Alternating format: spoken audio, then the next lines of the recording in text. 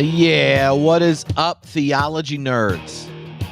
This is Tripp, and I'm here with the Bo Daddy, and we are about to nerd out with our geeks out. Oh yeah, Looking good, my man. What's shaking, Bacon? well, yesterday was the 25th anniversary of Wake Forest University's Divinity School, and it's homecoming weekend. So they asked me to MC this event called Soul Spark. No way. Where it's there were like 6 people that did these little short 4-minute things, from like students to faculty to like partners, and then a dance team, music, and it was wild. And I just was, emceeing and whatnot. So that was a ton of fun. But they announced that they just got a major donation, so all students get full tuition. Stop. No. Yeah. That's like beyond amazing. I know. I'm like, if every person that gets done with their MDiv that now is deciding how to use those tools to serve without a monthly student loan payment helping you decide where God wants you to go, to me that's just thrilling. Like, it's amazing. Let me tell you why this resonates with me. When you are a Methodist and you want to become ordained like a full elder, which I'm not, I'm a licensed local pastor. One of the things you have to do is you have to answer 7 traditional questions. Okay.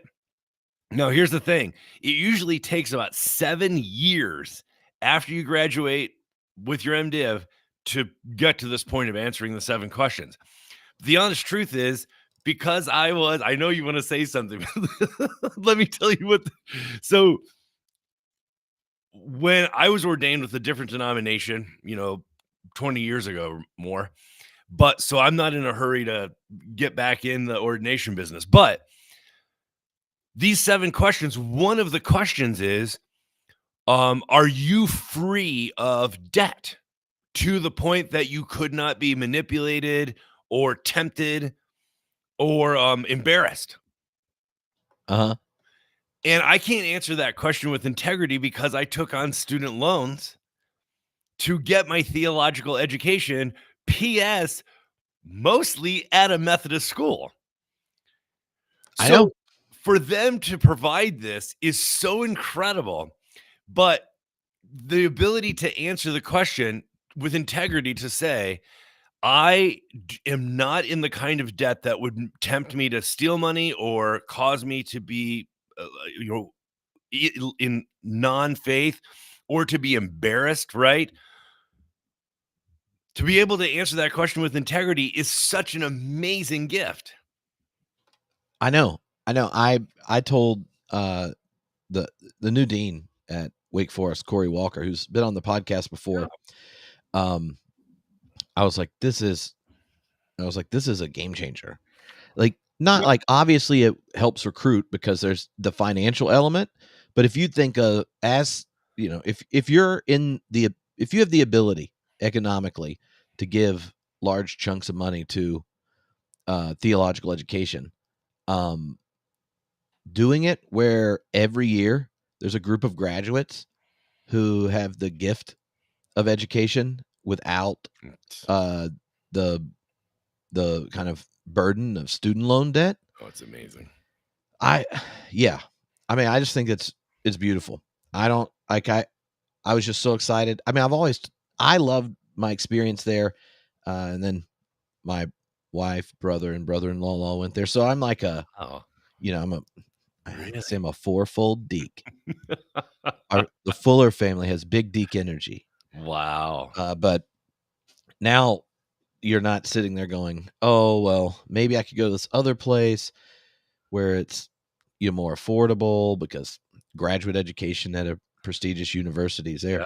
Yeah. And they have the joint programs like with the law school, MBA, a bunch of these kind of things going through, like all the CPE training, counseling, you can also just use 20 or so hours in any of the other graduate programs, which, I mean, I did them in like philosophy and stuff, but yeah, so it's anyway, it's really cool. That's really great. By the way, if I was gonna be snarky, whenever you say CPE, which is like clinical Pastoral pastoral education. education, anybody who's been through CPE, they're they have the zeal of the convert. I don't know if you ever noticed that. They think like it was so good for them, they think everyone should go through it. And it has the same kind of energy as like CrossFit and pickleball. Somebody who goes through CPE tries to get it's like a multi-level marketing scheme. They try and get everyone else to go through it. Yeah, I think that part of what happens at CP, by the way, for if people don't know, the clinical pastoral education usually happens at the end of div school or something like that. But Or you can you're go back for it. yeah, or you can go back for it. But it's the like professional licensing training for being like a pastoral counselor, often a chaplain, or working in a hospital, these kinds of things. And so it's a rather intense transformative experience. You're spending 20 hours a week as a chaplain in a hospital and then doing your kind of like classwork, group work, and stuff around it. So it's one of those kind of like intense Yeah. transformative experiences that Where you have to people, share if a you've part of gone through it, yourself. yeah, Yeah. it's kind of like if someone it's like, or if you finally go to counseling and have a good counselor, then you just start recommending it to all your friends, you know? And they start to talk to you and you're like, "You know what? Have you thought about going to counseling?" And the wrong friend's like, "What are you trying to say about me?" Right, And you're like, right. "No, it's amazing. You won't believe all the baggage I discovered I have." You know, I'm not trying to make fun of it because I know CPE has been so important to so many people, and it's just, had incredible results and probably put more healthy clergy people in ministry. I mean, it's probably responsible for, you know, um, some really good people being much healthier in ministry Oh, and yeah. not crashing out or burning out or hurting people, you know? But I have to tell you, if you're ever in a group, right? Like, so if you go to like an annual conference or a pastor's conference or something, and you get broken up into a small group, right? Or a breakout session, a workshop, usually within about 3 or 4 minutes or 3 or 4 people sharing, if somebody has been through CPE recently, they're going to mention it. And that's always my indication because I love patterns. And so I immediately start thinking, should I start a counter of how many times they say CPE in this breakout session? I I know the feeling. I I feel like I missed out because I went from MDiv to PhD program, Yeah. and I'm like, I don't know, I kinda think I'd like the descriptions make me wanna do it. I don't wanna do it now. Now I'm old. There's too much water under the bridge. Yeah. I'm like, Oh my gosh. but, I'll say when I've been on search committees at Mm. churches, Yeah. when I see CPE, I'm like, "This is a big plus," Oh, because, interesting. because the like, the amount of time, like, all the interpersonal skills, like, if you spend a year walking into the room in hospitals and all that kinda stuff, you also are way more familiar with medical lingo unless you've had a reason to learn it. You've walked with people on worse days. Like, when you're looking at a 23-year-old associate minister, with it or without it, how do you know the one that didn't have it isn't going to have a is is really gonna be able to take certain calls, right? I remember when I first started, I mean, both of us are preacher's kids, so for some reason, you get put in charge of stuff at 18 that, and then all of a sudden, I'm walking into a hospital the first time, and I'm like, I have no idea what I'm doing right now, Same. you know? Nope. Um, and I just think I hope the Holy Ghost translated my bad responses because it took a while to do it. And you never really, sometimes you aren't a real minister until you've helped someone, an elderly member of your congregation, um, do some uh, medical assistance on a home visit. That's really a game changing moment where perhaps this is Yeah. one of my experiences at 24. I was just at Claremont, Same. and we had some a lot of things going on in the church. So I got called in to do a home visit to homebound elderly man, and I got there, and he just assumed I was helping him with his enema application, and I'm like, what? Like, I'm just sitting there going, like, is this a thing?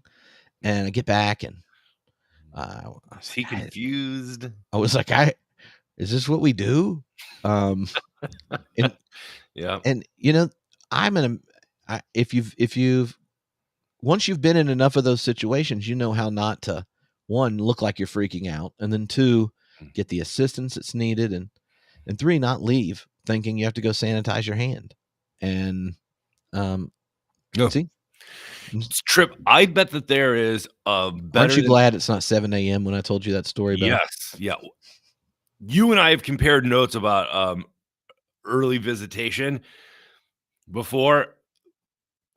When I was, around that same age, I became the assistant pastor of a church plant in upstate New York, and then the pastor left, and I was in charge for a year.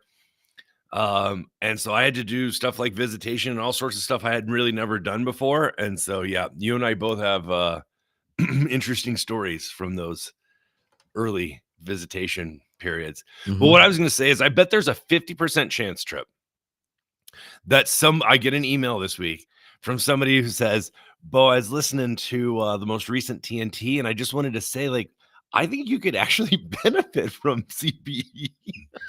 Oh, man. They're gonna do it even though you said this. I The know. the best part is if you get that email and then they're like, "Oh, I kept listening. You Yeah. predicted the email I was sending you." Mm, mm. Okay. But, w did you have any what have you done this past week? Have you started the sermon series yet? I did, yeah, and we started a Wednesday night Bible study, and we had a bunch of new people show up. Um, I'm very encouraged about the direction that we're going, and, sometimes it takes a while when you're doing all right, here's my learning curve. I learned about this in LA, even though I had been a part of a church plant in upstate New York. I learned about this in LA, and then again in Portland, and now I'm learning it again here. People say that they want to do church a different way, or that they want a different kind of church, but they don't always know what they mean by that.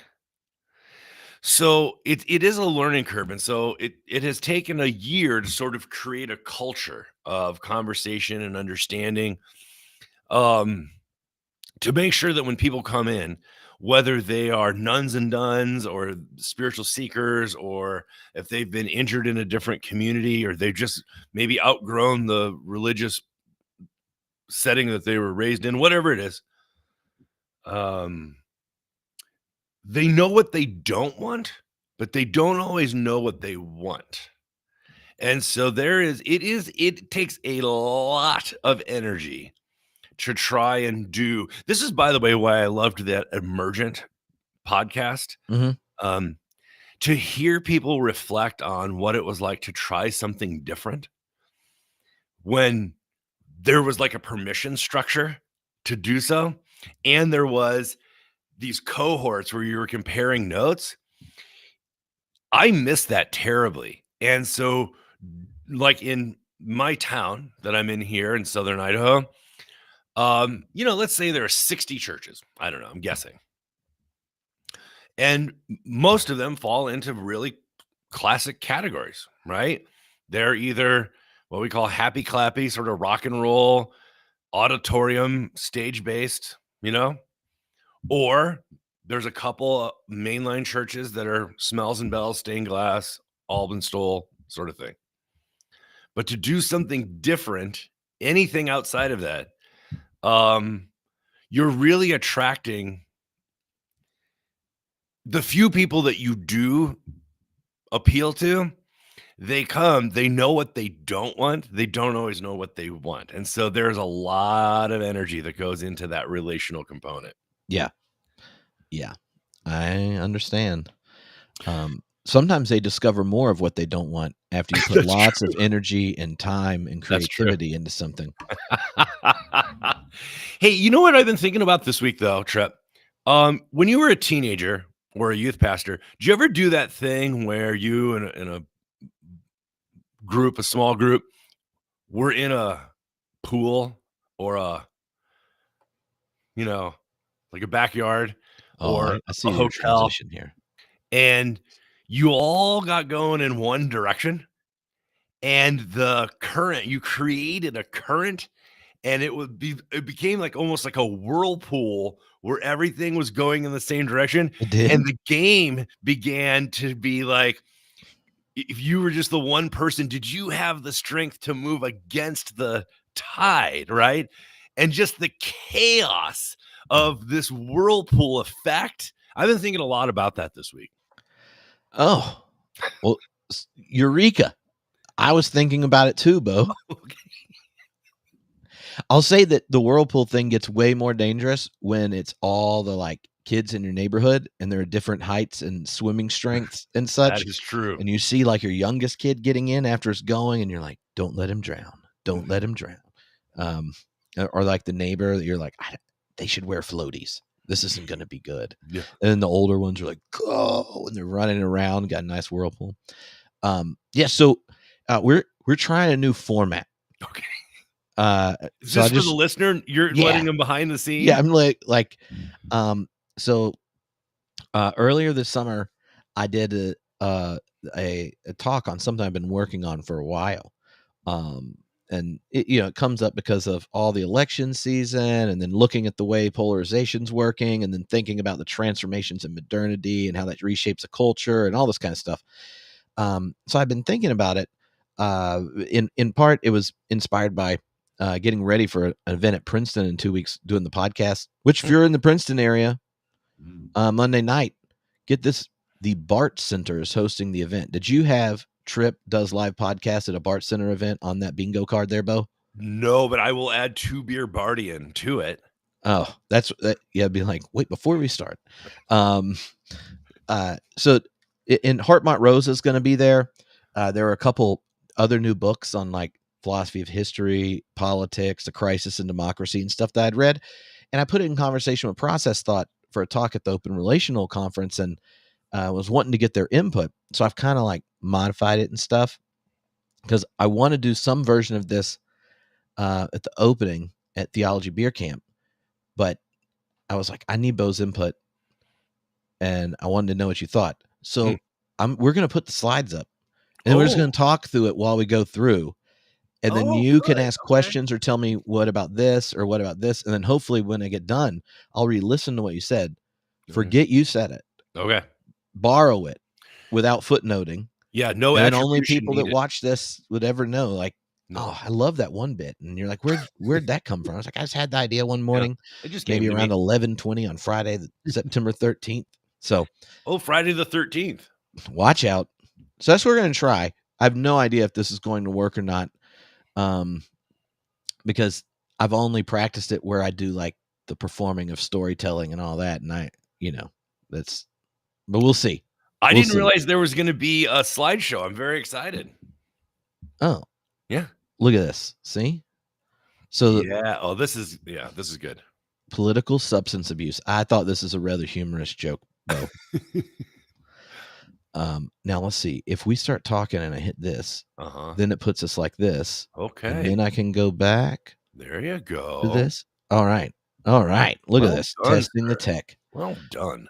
All right. So um I would say the general gist of the origin of this, Bo, and you may have had this experience, but I have, where one, if I just went and looked at the draft tweets I have, it, the ones I typed and thought better, like maybe I'll send this later, and then I'll look at them the next day and go, don't do it. Don't do it. Um, and sometimes I see them of friends of mine that maybe have like all these deep shared commitments. Maybe they're members of the process party. They Mhm. love their process theology. They have similar criticisms of our economic system and all sorts of things. Like we may share a lot in common. and then I like see the way they engage things publicly, and I just have an uneasiness about it, and I'm like, Hmm. why do I have this? Like, what's going on?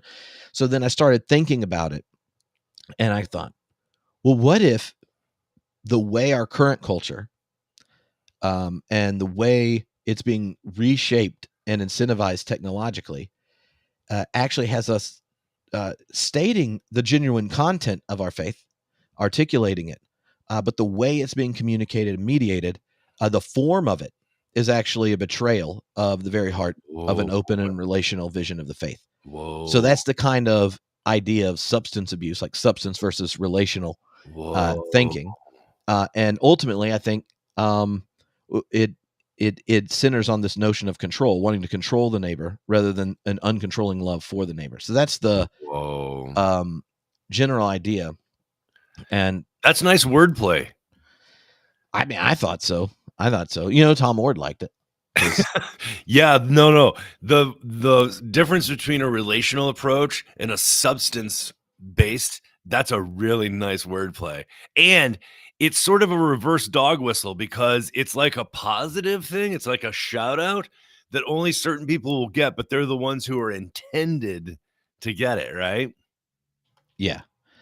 So um, yeah, this is basically just the outline, and I literally put on it, "Don't ramble," because all right, so here's the whirlpool thing, and why I think the inner image is so important is that I want to describe our cultural moment as one where we're existing in a whirlpool of inherent antagonism, and so the cultural energy is one where conflict is rigged in to the energy that's going around. So, like, if you just think of, I mean, even your example of running around with youth in a circle in a pool, you get it going.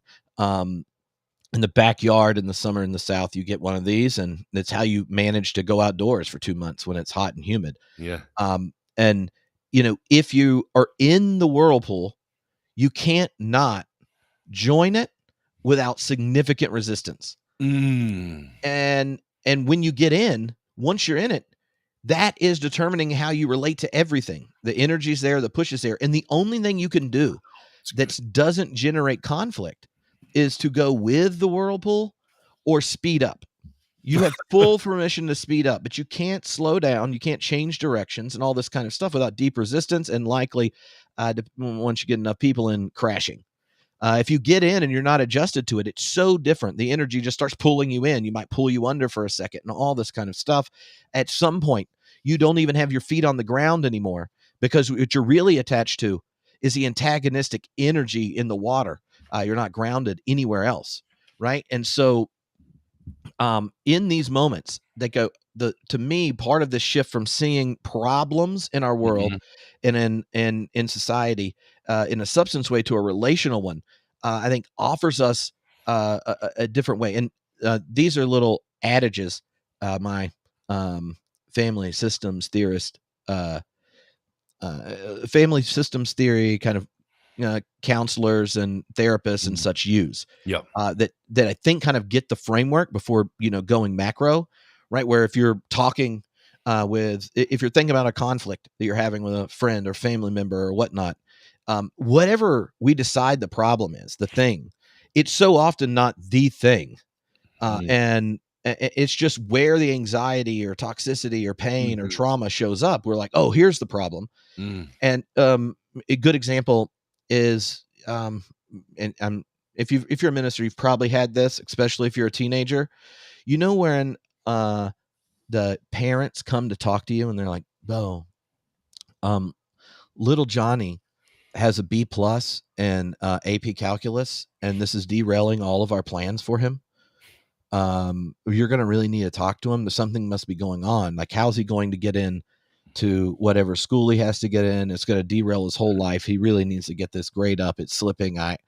And that's why Jesus has you in his life, is to make sure he becomes really good at succeeding on the terms our culture, market, and class value. And you're like, oh, these parents are really concerned. You talk to the teenager and you're like, what's going on? Blah, blah, and he's like, yeah, bro, you won't believe it's things are just really stressful. Why? well, mom, she's a closeted alcoholic and no one wants to admit it. Dad's cheating on her and it's like really obvious, but no one's going to talk about it. And it's just walking into a web of lies. And then they're just all freaking out about my B. Like Oh, what? Like I have a B, so the thing that yep, gets the attention yep.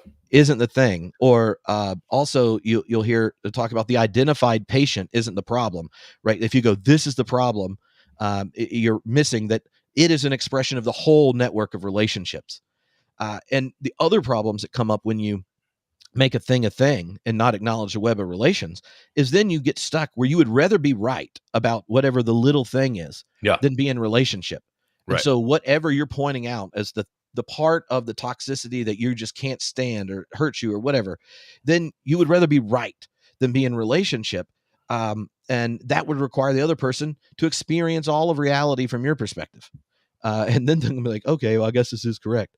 Um, and one of those kind of like relational tactics is recognizing these problems as a third thing.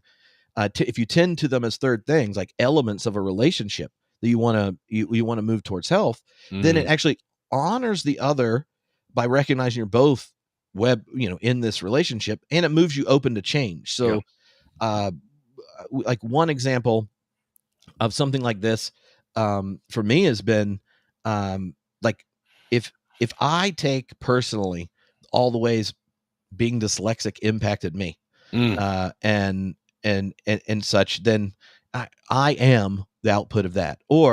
Uh, or if your partner struggles with X, Y, and Z, and then like they are whatever they're dealing with, then they when that shows up, they are now the stand-in for the problem.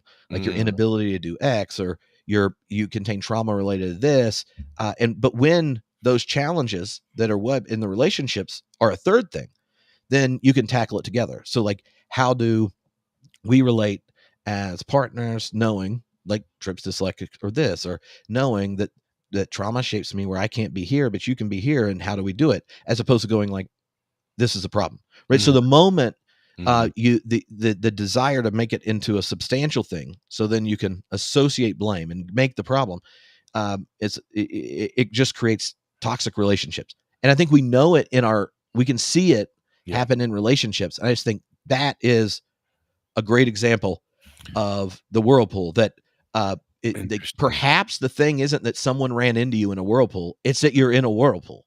Like Mm. the power and the energy of the system is the problem.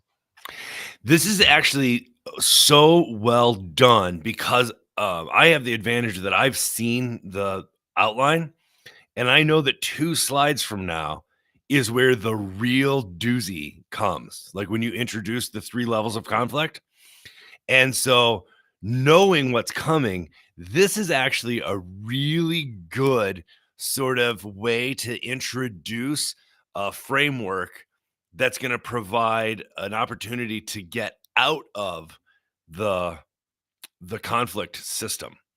And so, these examples that you've given are personal, right? They're relational, family based. But the thing I would be interested in, and I'm assuming that you provide them, is how do you transition from these? Like, let's say I believe you what you're saying here, and then, but how do you integrate these and say, and here's what it looks like in our current politic? Yeah. Yeah, because the reason I thought of starting with the personal, Mm, um, is that, uh, is we can see how an open relational view functions there, right? A lot okay, easier, and I think our cultural antagonisms have got us up so much that we don't give the same kind of that's interesting. generosity or dignity to the other when it gets to more, things at a higher level. That's Um, really interesting. Yeah. and Because if and you've grown up in a family, that has had any struggles at all, then know, like, whether it's your sibling or your parent or an outside influence or even yourself,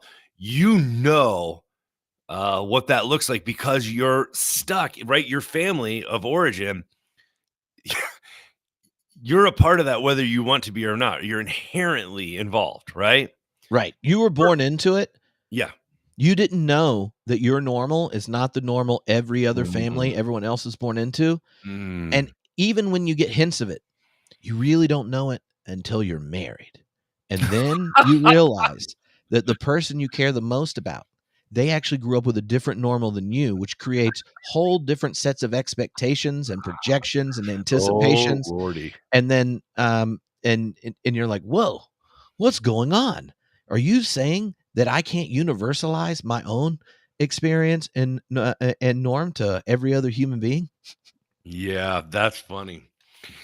The difference I think that you've named that's really important is that but in our politic, the ability to either opt out or to push all of the blame on the other, you can do that in a way that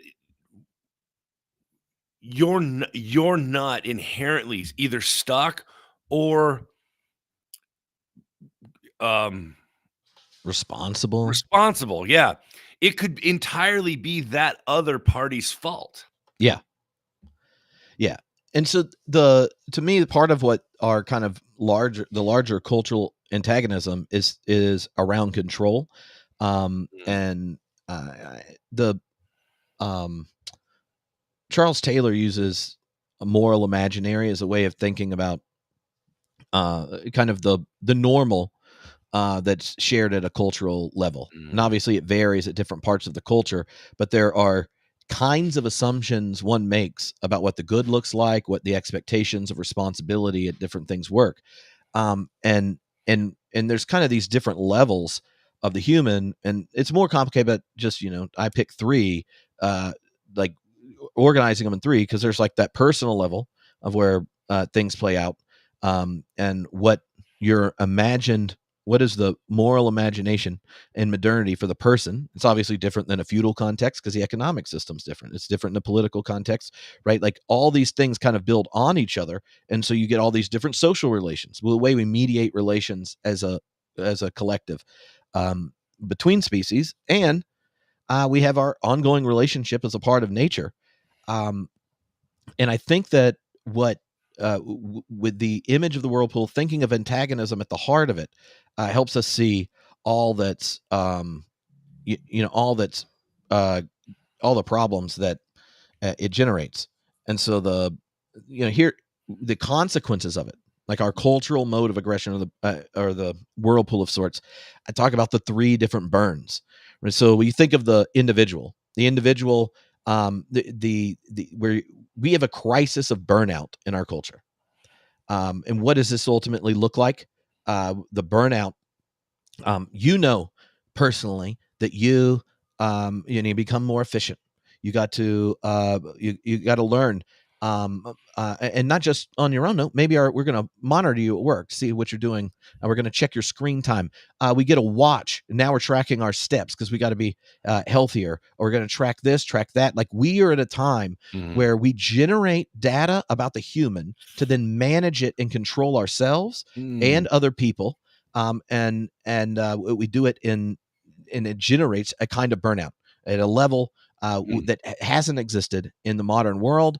And burnout was not a live category for most of human history. mm, I think people see it, and underneath it is this sense that uh, that here's the way I'd put it. I know I'm in the system, and I have to accelerate. I have to accumulate. I always have to be growing, but we're now not even growing to make progress. We're growing to stand still. And mhm, so when you think of even taking your kid, right? They're born. Do I want to help them learn how to play the game that you play in the market, in the academy, in mhm, culture, in society? Do I want them to learn how to win at a form of life, knowing that fewer people in my kids' generations will have the quality of life I have, um, let alone better? Like for so much of modernity, we've thought mhm, they'll have it better. We work hard, mhm, the next generation has it better. Now we have to work hard just for them to have the same space. And so it puts this shift where in before maybe growth was attached to greed, right? We'd tell it that way. Now it's attached to fear. We're at a frenetic standstill, is a line Hartmut Rosa uses when he talks mhm, about this, the sociologist. We think of burning up the environment. We've had this ongoing relationship with nature, and now it's dependent upon us. And you know what's nuts about it? So we know it, and we can't opt out of the need for growth at our economic Mhm, system. So, mm. is there any good idea to keep creating an economic system that requires more fossil fuel to move goods around and more planes to move people around? No. We Hmm. actually know that's not the case. And those very same governments who tell us that and want to regulate it and try to make a difference know that their economic system goes down if those industries aren't growing, if new cars aren't being built, airplanes aren't being here.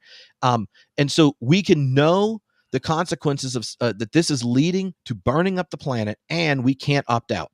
We Wow. can know that being a person in our society, woven into an economic system that requires constant acceleration, speeding up, leads to burnout, but we don't even want to opt our kids out, and we don't know how, Mm. because the consequences of being out of the whirlpool that now includes the personal, the social, and the ecological is you become a non-person. Hmm. um, and so then when it gets to the social, when you think of the way we mediate these relations, and this is where the political one goes, there's growing numbers of people at different political ideologies that are just like, burn it down. The whole thing isn't even responsive to us anymore. The power and influence of money Yeah. drives so many things. We got a bipartisan system, and they all are Mhm. big fans of the military industrial complex and the post World War II exploitative foreign policy called the blob often in America. Like we go through all these kinds of situations, and I think that's that this kind of three-partite burning, Wow. burning up, burning down, and burning out, is it, it's insufferable, but we can't imagine it otherwise, Yeah. right? And that to me is the uh, like it's not that's not even said to be in a critical way, but more of a recognition that what happens if the thing generating the crisis we're facing isn't a thing but a set of relations.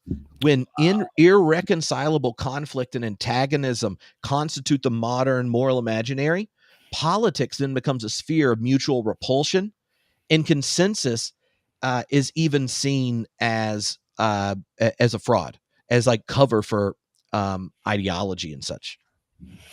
This is so insightful, and you know what's interesting is even outside of a relational framework, coming from a process perspective like you are, just naming these 3 things and their interlocking, mutual inflaming, relationship would be helpful. Just naming these 3, but to do it from a relational perspective like you're doing is even more fascinating because you see that how these interrelate and the fact that I get caught up in them. Each of us gets caught up in them, like the current that was is created in that whirlpool analogy. That there's something where I am both acted upon, and then I become an actor within the social system. Hmm. It It yeah. the you, so even the idea for the whirlpool thing, um, uh, it originated uh, with when I was listening to one of the conversations you had with Randy, um, and when he's talking about how the indigenous perspective Mhm. on culture, family, nature, and these kinds of things, the idea that it was somehow an advancement that they got handed what we have in the West, and look what it did to Christianity. We don't know how to read our text. We don't know how to read the land. And then we don't know how to read the neighbor, because it's always set in a whirlpool that's inherently conflictual. It's in that antagonistic thing, right? The desire for control when it goes to the political sphere in modernity is that imperial colonialist agenda. We do it to nature, we do it to our neighbors, we do it to this, and and he's hilarious when he does it. When he's like, "This is what you know." You wanted us to do this, um uh, and and so to me, part of that, it reminded me of when you're watching the whirlpool as a parent, right? You you don't want this kid to drown, and you're like, is it even a good idea to put him in there or whatever? And they bump into each other, get in a fight, all this kind of stuff, and then you're like pulling people out or whatever. But imagine thinking there actually isn't a form of life or an option outside of it. Mm. And I think that's when I give the example of we recognize the consequences of our fossil fuels such, but we aren't going to do anything about it because we need our economy to grow. We recognize the huge energy that's being poured into AI, but none of the groups want to think about it or do it effectively because who's going to win the AI race? Sounds a lot like who's going to win the nuclear race, right? Mm. Because you think, well, this other nation state and this nation state's doing this. We can't address climate change because India is still using fossil fuel for this. But what if China does this? We Mhm. give all of these stories, and what they're revealing is we see everyone else as as someone we're competing against, Mhm. and we know that Mhm. we're going to choose to do all we can to keep our power, and so we know they're going to. So how Mm. could we ever act cooperatively Mm. when they are doing this? And you kind of want to go, well, Right. what if the thing isn't that we're all in the same pool? It's that we're all running and we're keep trying to outdo each other. Mhm. It's and so to me, that's the the connection point that that I think you're right. It makes you realize it's not as personal as we experience it, and even ourselves, we're trapped in the whirlpool. Even if we might see certain things differently or better than others, and they are just as trapped in it. Our collective problem is a bigger threat to the future than whatever thing we think is really the thing. Oh boy. Yeah, there's something really powerful about the analogy because even if you personally were to stop running, you would be caught up in the created current, right? You're still going to be acted upon.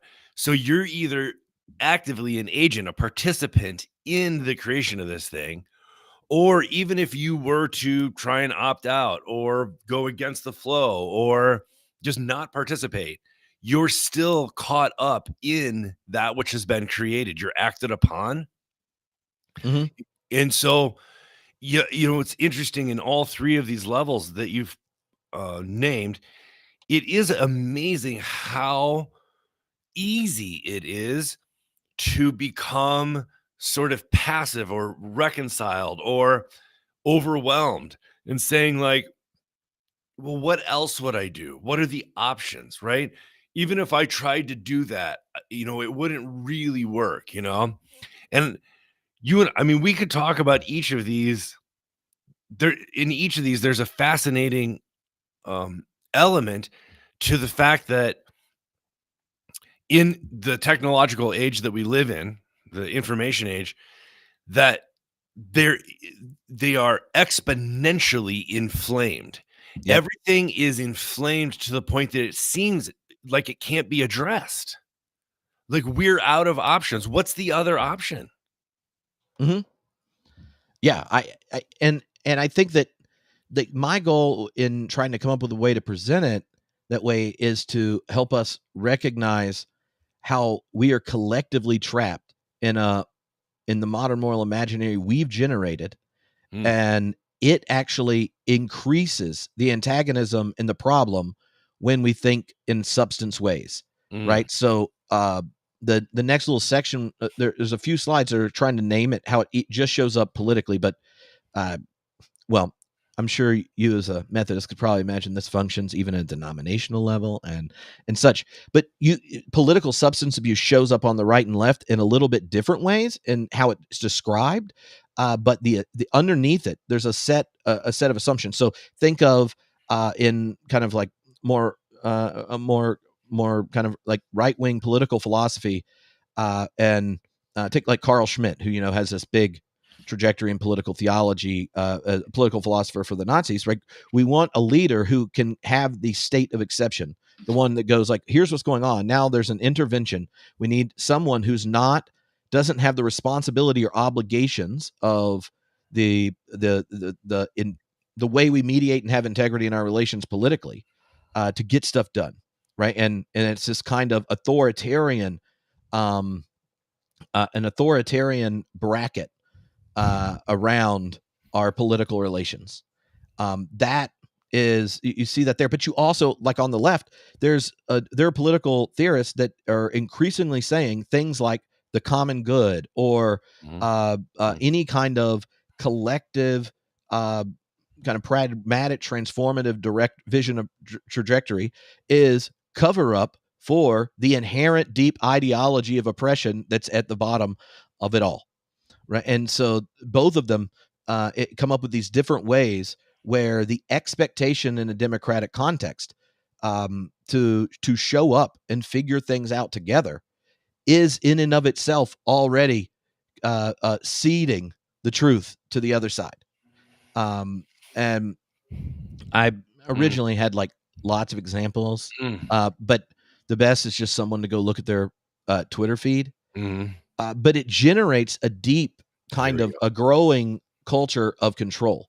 And so, and I think everyone, like, I was trying to give examples, but where people see how it shows up. So, like, technologically, algorithms, what does this do? Like, the incentive structure for algorithms is to figure out what animates you most. And as humans, it's the worst part of ourselves. And we have an increasing mediation of our relationships through algorithms that think fear, resentment, contempt. These kinds of things hold our attention. So now we're going to let it get to know the worst parts of you and please that part. And what is it most interested in? Holding your attention. Why? So it can know your fears and anxieties and market stuff to you.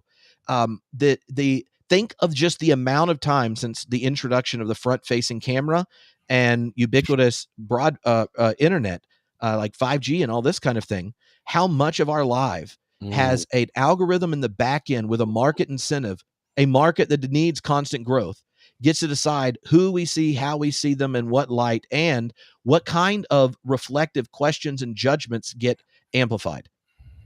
Right. So, and I've done A/B testing just on podcast titles, right? And I know this, how true this is. Like, the one I'm most uncomfortable with putting on there, even though I think it could be an entertaining version description of it, gets twice as many plays because it's pissing on somebody, or like, this kind of thing. There's the volume of surveillance that's going on technologically is huge. Social nudging, where we're now using technology where people that think they know what the good thing to do is, we're now going to nudge you to go so that we can, in some sense, through your unconscious, subconscious type thing, nudge you the direction we want. But that's not a reflection of values, a conscious conversation of values, personal transformation, and development of virtue. It's let us have access to your interiority technologically and organize you and move you in a particular way. At the economic level, access to healthcare, the volume of debt, and ability to have education, all these things generate where you have a young adult who now is a debt slave to a system that needs growth. You need to be able to pay off your bills, right? Like, you see these things, like how, I mean, one of the reasons I even mentioned Wake having full tuition scholarships is I know a lot of our peers who are ordained clergy that would be doing something else if they weren't thinking, I got to write a $450 check this month for the MDiv, where I got to encounter the vision of the kingdom of God. But now I'm gonna work at this church that only wants to hear about 1/3 of it for 10 years till I pay off my debt. So healthcare is another one, right? Especially in America, if your healthcare is attached to your employment, that modifies how you think. Culturally, control, cancel culture, purity culture, political correctness, and there are versions of each depending on your tribe, probably multiple versions depending on your tribe, but all of them are means creating cultural and social expectations of what's demanded of you, what's demanded from you, what you're allowed to voice, and then giving you tribal prejudices to perform. And institutionally, this shows up where you end up with institutions that, what do they want to do? How do they make a substance-based problem? Oh, let's scapegoat. Oh, let's maintain our boundaries, because boundary maintenance is there. Or you're driven by survival in a place where now growth is just required to stand still. Like, does anyone think the relationship of mainline denominations and our theological education system is geared towards the flourishing of a vibrant, progressive Christian voice in America? No. Each seminary, each denomination thinks how many of ours are going to close, and each church and each denomination and each school and all these things are want to be one of the ones that survive. So you don't think about cooperation because the system we are handed has these deep institution has its own survival logic. And so they can't have a shared mission. the horizon of your community or your institution is so often the horizon of your cooperation. Wow. And so this sets up for me a kind of antagonistic whirlpool or the cycle of contempt. Mm. And and this is something that I think you could see how this works, right? So there's a conflict, and you sit there and depending on whatever the thing is. So then your engagement with the other is established first. In contrast, take either side of, say, what we should do in Israel, Palestine, Oh, funding or boy. whatever, right? It is initially framed as a conflict. There's not shared values, and that contrast of opinions is moralized at the start, where you come in and you already know what it is you're bringing, what the proper conclusion is. So then the engagement Yeah. in the democratic context, then all of a sudden it's a crisis. It's a crisis. So you catastrophize a specific element. It turns into a crisis. It generates a kind of epistemological closure. So any curiosity, any understanding, say, of the histories, the complexities, the incentive structure, all these things create where now our activity of knowing has already been established by our a priori framing of this conflict. So then critique in it ends up ethically privileging one's own values so that they function as a gatekeeping a priori for any legitimate action, right? To do anything. My perspective from my critique, I've deconstructed in this way. I'm thinking about it this way. I'm taking a stand for freedom and liberty this way. You ethically privilege your own perspective or your tribe's own value structure, and then it becomes the a priori thing you have to signal for or assume or frame before any form of engagement. So that means when you show up in the democratic context, in a place where we've figured out a way to try to relate without domination and control, well, now our solutions that we're offering show up, and it justifies a kind of it demands a coercive enactment, and the integrity of the relationships and the democracy gets to be bracketed so you can save it, because the entire time, you're not open to the other, you're not open to newness. Then the means, say, like, of democracy, I don't know, hypothetically, let's say a Supreme Court, that a minority opinion, you don't persuade anyone. You organize structures, get court justices vetted, they lie in the committee meetings, and then someone that didn't even win the popular vote forces them in, and then there's a new policy, right? Or when we get in, we're going to break filibuster, pack the Supreme Court, and undo whatever we want. Or now we had a new census. Let's gerrymander our state so that in a state like North Carolina, more people could vote for Democrat representatives, but way fewer of our representatives are Democrat. Why? Because our neighbors, those that don't share our vision of the conflict, catastrophize reality as we do, and don't share our ethical a prioris, are problems to be conquered and controlled. And your neighbor is no longer someone you're open to. Someone that has their own dignity and experience. They're someone to be controlled and conquered. And you have a culture of contempt. And so then all the energy of the antagonisms now have an outlet. They now have a problem, and it's those people.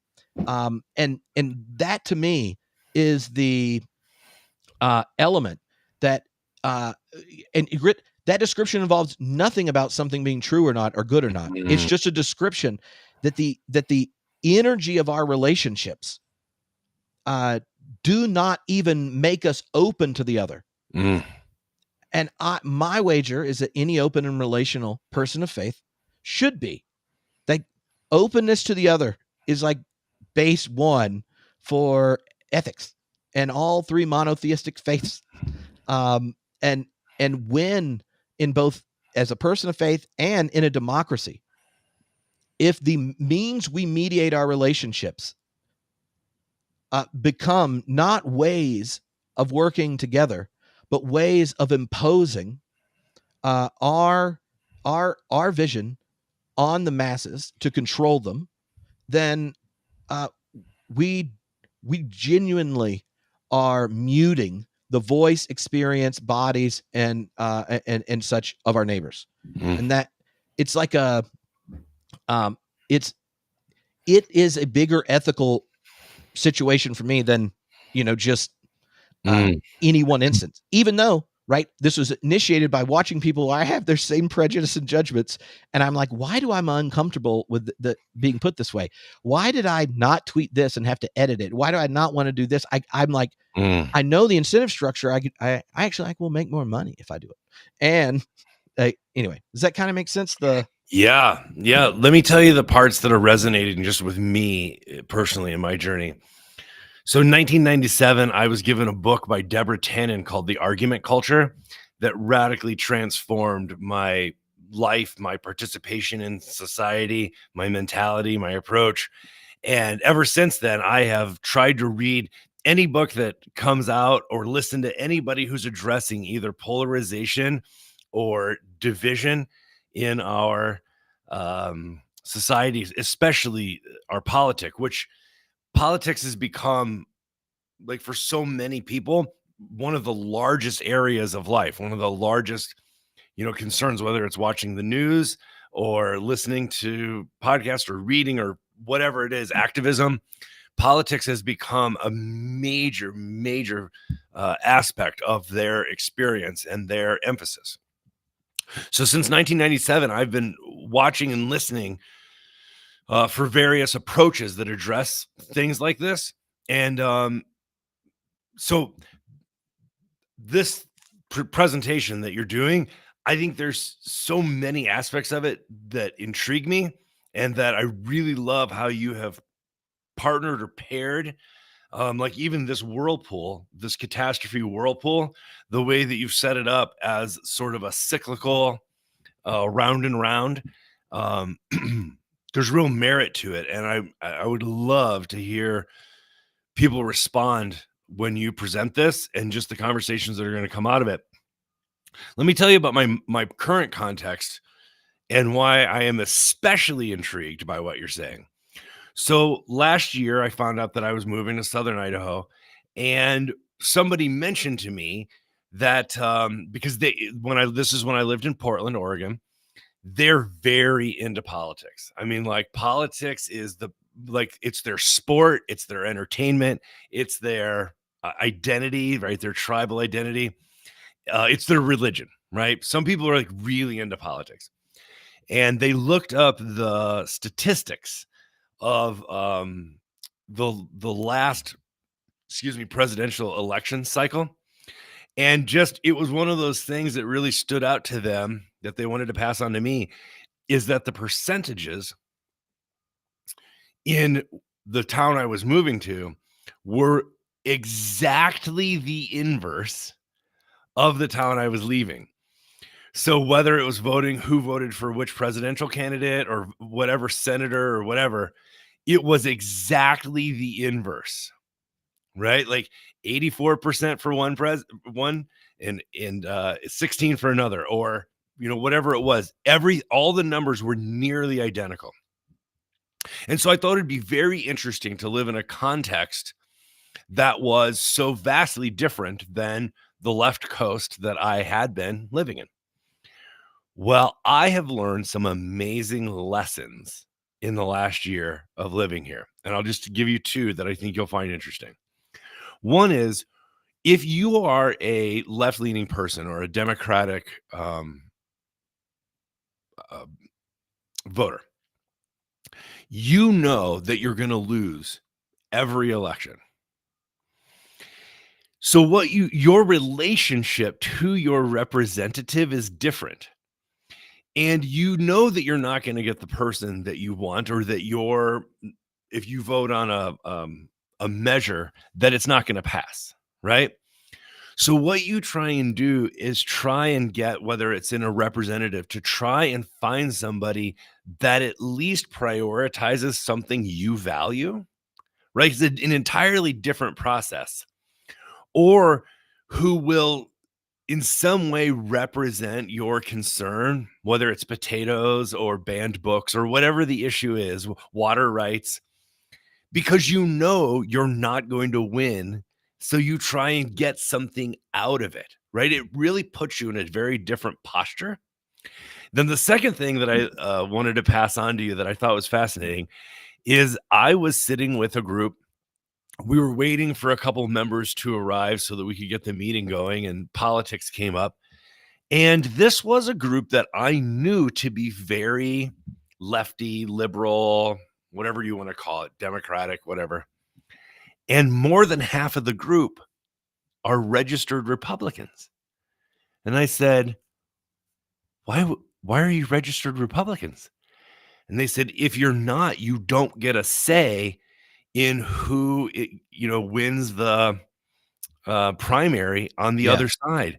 The only way to avoid somebody completely ridiculous and hurtful and hateful is to be registered Republican and then try and get a moderate on the ticket. It's the only way to have sanity is actually to register for the other side in order to try and get the most acceptable so that it's the least extreme. It's a way of moderating, right? And this really, Tripp, has stuck with me because we live in such an inflamed, antagonistic, conflict assumed system that sometimes you have to become very creative in the investment of your time and energy just to moderate the most extreme aspects of this binary bipartisan system. It's wild the amount of thoughtfulness, energy, creativity that has to go in when you know you're going to lose, but you're just trying to make it the most acceptable or the least hurtful that it can be.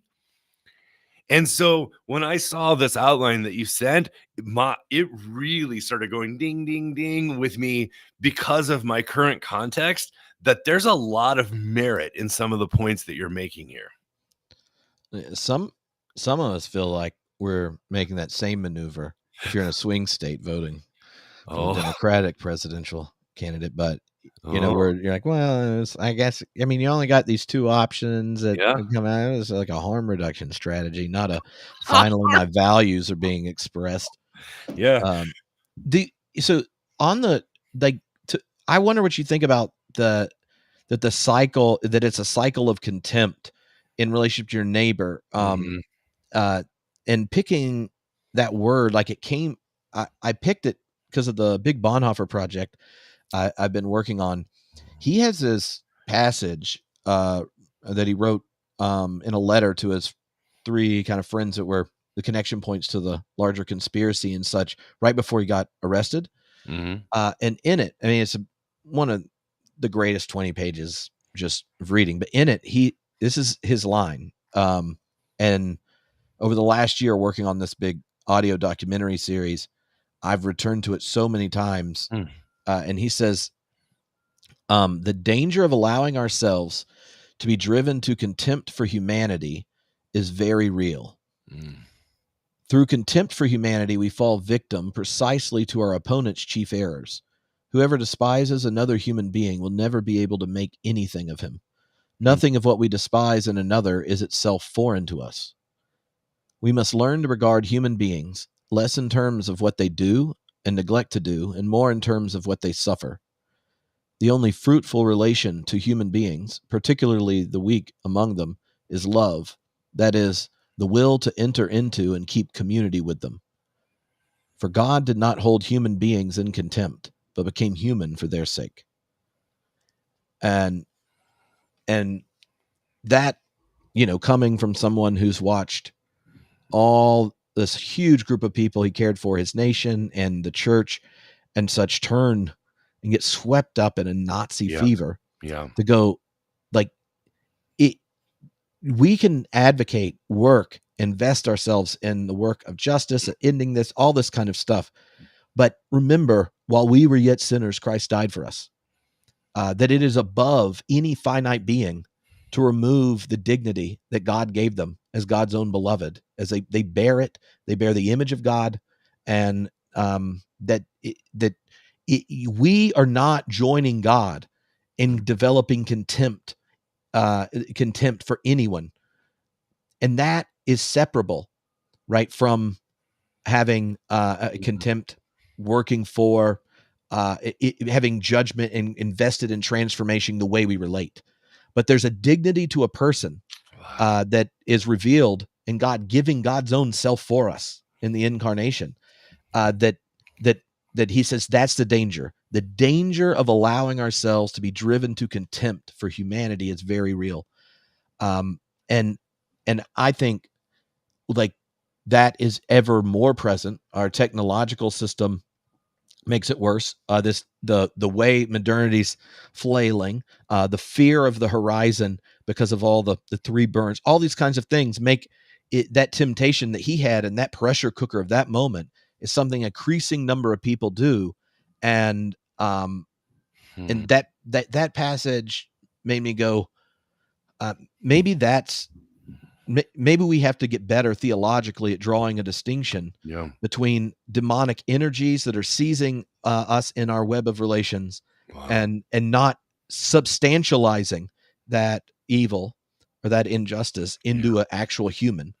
And that's easy to do, especially if you don't want to acknowledge the ways you're complicit in it or Right. you're connected to it Right. or making that reality fertile. But like this, the social psychology is clear. If you harass someone or demonize someone for something you think is just so morally abhorrent that then you mock, shame, ratio them, and all this, Mm. the output of it is that person now thinks what you're calling out is more part of their intrinsic identity than it was before.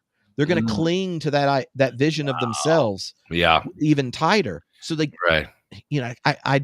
I joke where I was like, this is one of those times I wish more progressives trusted the science, or the psychological science. This is what happens when you're like those homophobic blah blah blah blah blah, and they're like, well, I mean, or like that kind of Yeah. when the contempt for the human and not the relations that are toxic get expressed, then you're actually making the other think what you find vile in them is a more essential part of their identity, and they're Wow. less likely to change it or even contemplate it being different. Wow. So this goes back to when you introduced things through the family system lens, when the problem isn't the problem, right? So there's just a genius in bringing that into a political perspective, which is like the thing, whether that's homophobic or transphobic or right, uh, women's rights or so many other things that are so hotly contested. But if the thing is exposed as not the thing, right? That this is I'm going to be a preacher for a second. This is why I'm always distinguishing between the root and the fruit. The fruit gets all the fruit and the flower get all the attention, and they should, right? They're expressions of something, but it has to be accounted for and attended to that is usually rooted somewhere else. And that root, if it's not dealt with, then you're really just dealing with symptoms, right? And never addressing the root problem or conflict. So Yeah, I like that root and fruit. See, it'll preach. oh no, definitely. Um, yeah. So the to me part of this is kind of going well. If we don't, if we take a step back from any particular issue, but then ask for an a Christian, Okay. what is an open and relational social imaginary? Yeah. And this is why this kind of the uncontrolling risk of democracy is something that is less and less uh, incentivized, um, and and I think that that that theologically that might be something that's so problematic we should tend to it.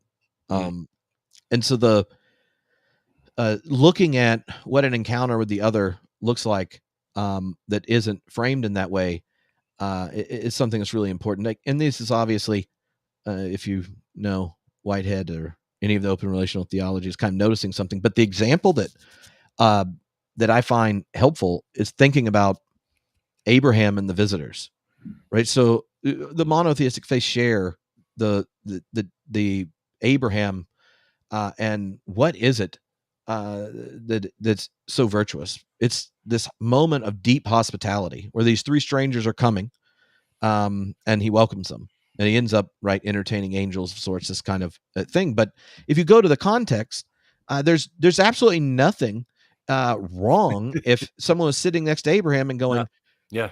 three three dudes are walking up here in the middle of the desert. Yeah. Like, it's not like you got security.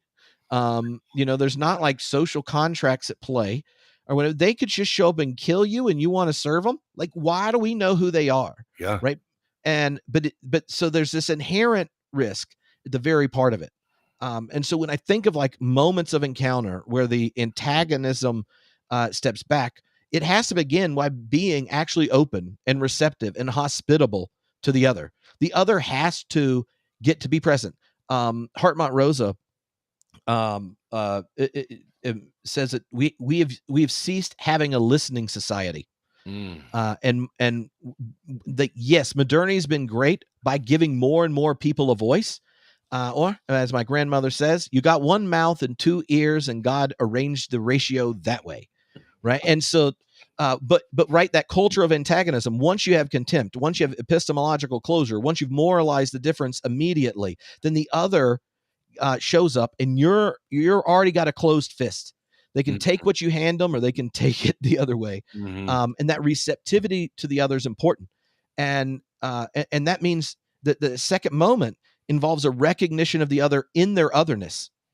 Right, part of putting more energy in listening is that they get to speak for themselves, reveal their own experience, show their self, and it is other. And you actually, to understand reality, you have to listen to them.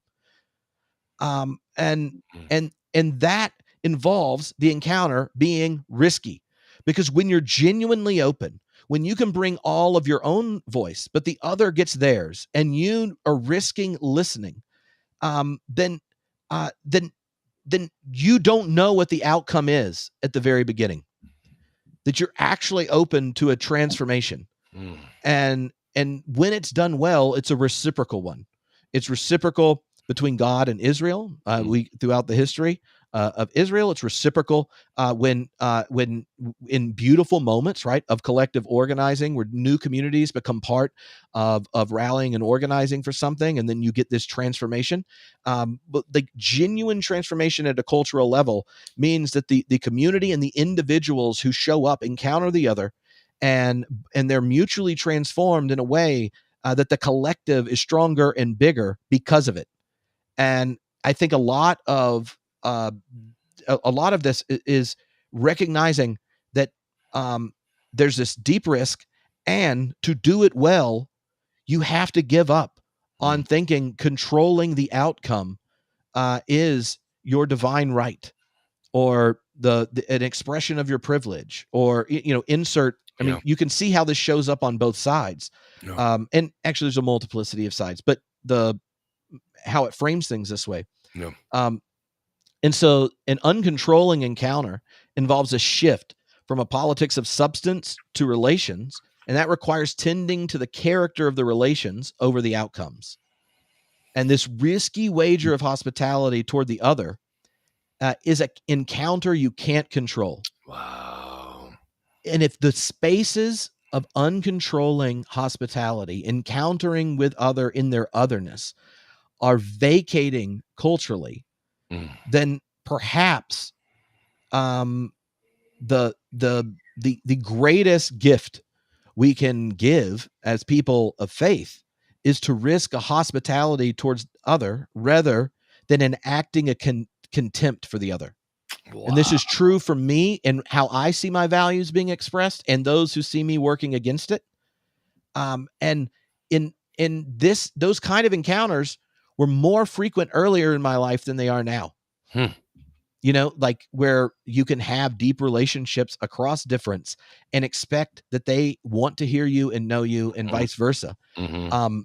And I think that um, the here's an example I've thought of that about how this about how this works is, and this is really since coming back to North Carolina, being if you're not around for 15 years and then you show back up and you realize what you saw on the internet wasn't necessarily an exaggeration, that there's certain people that did retire, spend too much time on YouTube and go down a rabbit hole of stuff where you're like, whoa, someone doesn't need to.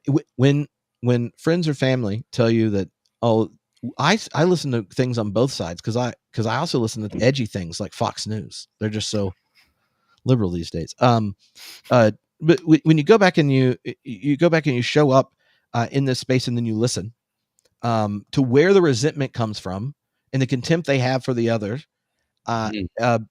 the you realize that as they're alienated from more and more places where they cross difference all the time, when we start to self-select for neighborhood, for churches, all these kinds of things, when you disentangle from real in the flesh community and it's mediated by algorithms that want to tribal you and turn it up, then like that's a huge shift. So all of a sudden you're sitting here and I'm talking to people I've known, they've known me my whole life, and the way a rural North Carolina Christian has experienced what I have celebrated by the increasing legal protection, support, and cultural recognition of my queer neighbors is experienced by them as permission to deeply mock everything that's important to them, to virtue signal every year that it's Pride, to change bathroom signs, to that all of culture could just decide to boycott them, because this happened in North Carolina, and they go through this whole thing, and so in their mind, they have lost control of culture. It's invading their kids and framing everything. That rural areas in North Carolina have more cultural conflict in the sense that immigration shows up there for low wage areas because their kids, if they're smart, get degrees and never go back to the small towns. So that you say a public school in an area that now has more English as second language classes in elementary than English speaking ones, and this is just their reality. So in their mind, they had this. They are naturally conservative, culturally conservative. They have no control, and they are the only people that get to be mocked, and they're pushed out. And so they have genuine contempt for the very things that I'm like, this is so awesome. We moved past this, and this is growing, right? And I think that, and then, but they also do the very same thing on other issues, right? So and it's not like said, oh, I guess I shouldn't advocate for this or want this or whatever. It was just a recognition how our cultural moment, the economic, social, institutional, and technological incentive structure has created a place where the kind of antagonistic and alienation is being constantly increased. And no one feels like they're at home, because we could tell the story as progressives of use the Supreme Court overturning Roe v. Wade. And you're like, you're pissed that Hollywood and New York see the world this way and celebrate the things that matter most to them because those cities are full of people that were born at your church and escaped it.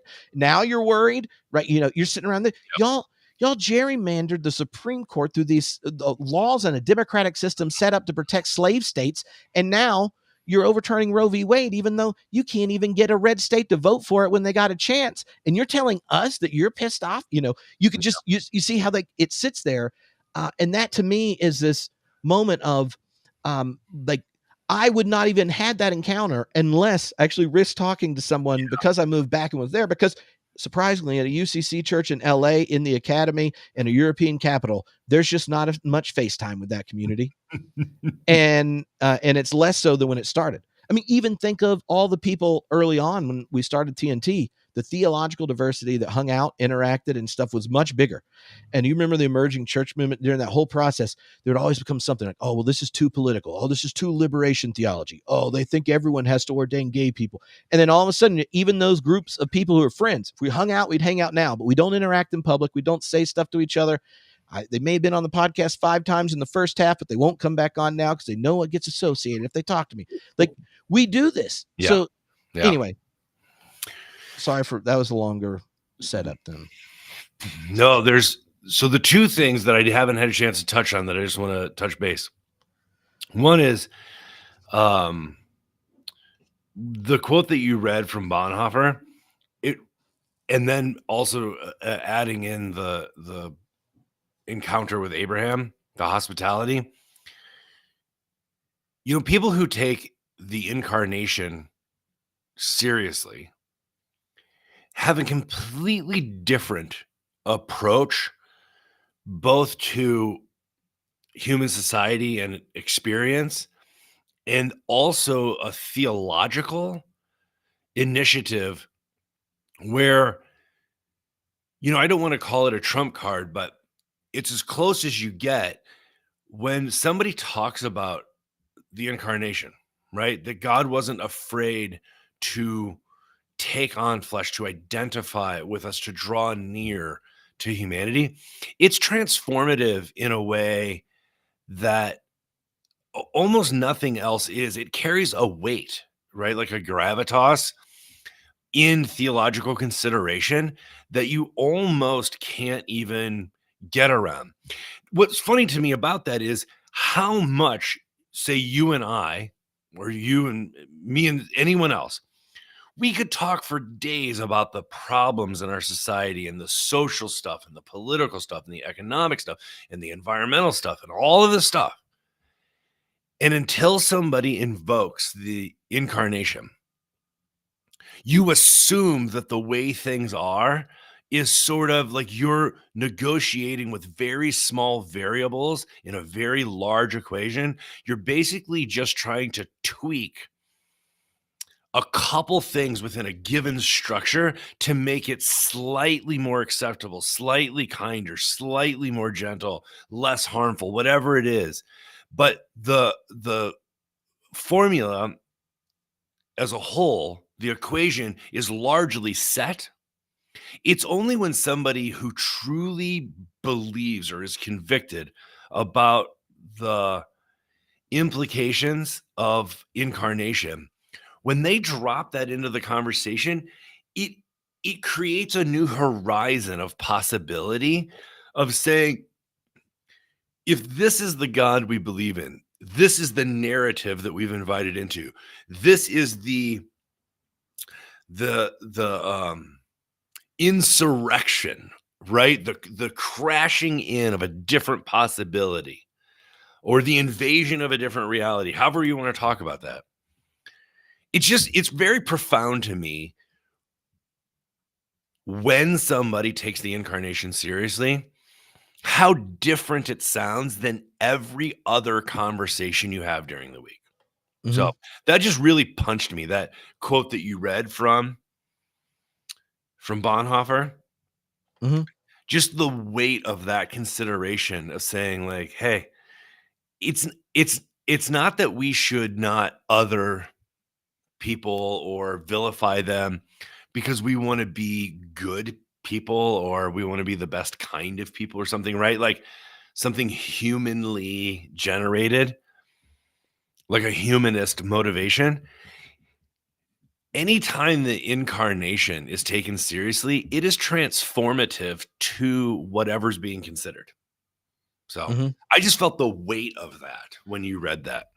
You know, the you use the kinda the the energy of the incarnation to draw near one, right? And, one of the things about any kind of open and relational vision of the faith is that the incarnation, um, is like a revelation of divine disposition towards creation in every moment, right? Mhm, So, mhm, every moment begins with the divine initiative, an initiative where God invests God's self in the other, in the world, from where it is, inviting it into greater beauty, truth, goodness, adventure, and zest if you're on team process. Right. So, like, divine initiative is an opening and investment in the world with the other because the world is precisely made with God moment to moment. It's an invitation and investment to cooperate, to participate. And all of creation shows up and it becomes the community that's in that next moment. It's received into the divine life, and then the initiative begins again. Um, and and part of what I think the whirlpool of antagonism does is it blinds us Mm. to what is, for processed people, a metaphysical statement. Namely, God is always coming, arriving, showing up, and wanting to be a part of what's going on. Whoa. Like you can't escape the love of God in Christ Jesus. It's showing up moment to moment. You could even be in Sheol and it's still showing up, right? So that kind of energy means that when we preserve the antagonism, we are actually cutting off the places where our hospitable presence to the other Oof. is how the divine initiative becomes it shows up. Where we are making judgments about our neighbors and even our enemies that God hasn't, because there's no creature that doesn't meet the invitation of the divine moment to moment. Um, and I think of it, the one of the images I've thought about trying to describe this, and you can tell me what you think, is that I was out near you over the summer where there's literally no light, right? And Mm. told you before, I was like so pumped to actually get to watch the stars. And there's just nothing like no light pollution. Wow. Like, you are always under this beautiful canopy of stars at night. And Mhm. until we have created a world that the modern moral imaginaries created a world where the beauty of the stars is always dulled by the Mm. light of our mechanistic Mm. industrial engine. And you have to be in the right situation to see it. And you're like, WTF, no wonder every religious tradition and poems and literature all are like, what the world's going on up there? That's so good. Right? Yep. Or I'm there and I get up early and I'm doing some centering prayer, and I realize that um I haven't been in a place that quiet in forever either. The noise pollution's always going on. Wow. And that and so like when I think of like noise pollution, light pollution, attention sucking mechanisms of relation, I think of that kind of the energy of divine initiative that's showing up every moment. Mm. We've dulled it with like kind of like uh, kind of a spiritual pollution of sorts, right? That's seizing our attention, so we can't attend to the invitation of God every moment. And that and that I haven't actually thought about the best way of No, describing it, good. It's good. but there's a kind of uh, uh, it's kind of like when you're standing outside of the whirlpool, Yeah. you and you see the anxiety and terror going on as it heats up. That you like you're like, what are they doing? Yeah. How's this going to go? But I think part of what modernity's done is it's found ways of putting this kind of energy of acceleration and growth in Mm. so many parts of our lives. One that is inherently connected to competition. That um, that it's like our soul, the ears of our soul of sorts have like great sound pollution, and the eyes of it have Mm. light pollution. And we can't imagine a world otherwise, even Yeah. though we know where we find Yep. ourselves Yeah. is got multiple layers of burn running on it. Wow. Our denominational camp in Idaho is up in the Sawtooth Mountains, and I cannot tell you how many people have very powerful memories of being up there because of the kind of thing that you're saying. So apparently, I haven't been up there yet, but apparently, about an hour before you arrive, you turn off the pavement onto a dirt road and you lose cell phone coverage. So for an entire hour before you arrive, you have lost that constant contact, the notifications, the dings, all the prompts that you were talking about, the nudges. And then you arrive there and right, it's the noise pollution, the light canopy. Like, Tripp, this is a great analogy. You should definitely use it. I wonder if Thomas J. Ord, with his amazing camera skills, he has to have a Oh, picture of the night sky that you could use because this is a really powerful analogy. Hey, the last thing I wanted to bring up with you that I think is actually really concerning. A number of times you've mentioned kids, and I think kids are a perfect test case, let's call it, a case study. People are very concerned about their kids. People on both sides of the political aisle and people who are even not that political. Children are sort of a great test case for, like, would this work or is this working? Right. But one of the things I remember as a youth pastor in the late 90s that changed into the early 2000s was when we started to figure out and were told that kids nowadays, so this is more than 20 years ago, were more heavily influenced or being raised by their peers than their parents. And this is one of the reasons that homeschooling became so attractive to some of our Christian families, was because they were deeply concerned about the influence of peers on, right? And then there was a saying that came out, and I know it's transformed and it can be found in multiple ways, but the truth is that, um, like, I have more in common or have an easier time relating to progressive non-Christians than I do conservative Christians. That I have more in common with people politically, um, outside of my institution or my denominational loyalty, and there's something I'd have to work on it a little bit, but there's something about what you were saying about being caught up in the chaos or not seeing an alternative that makes it easier to identify or relate to people who hold the same convictions or values that you do, than are part of the same institution or religious affiliation. There's something going on where it is the loyalty has changed, I think is what I'm trying to address. That who we call a peer or who we relate to or who we interact with, that it's actually more easier, I guess is the way to say it, Mhm. across institutional or religious defined boundaries according to values and virtues. There's something going on that is transformed, which is why some people want to burn down. This is one of your three burns. They're willing to burn down the system because they recognize that the traditional loyalties, memberships, uh, participations aren't holding up the things that they value or Mhm. resulting in the outcomes that they want to see. And so their loyalties have changed and the priorities have changed to the point that they're willing to see the entire system crumble rather than prop up something that's not bringing about what they value and want to see as an outcome. Mhm. Yeah, I think that's right. Um, right, and there are positive things that can come out of that, right? Mm, Cooperation and collaboration, where before maybe we didn't do it. Think of, like, during the social gospel movement in America, the world wars in Europe.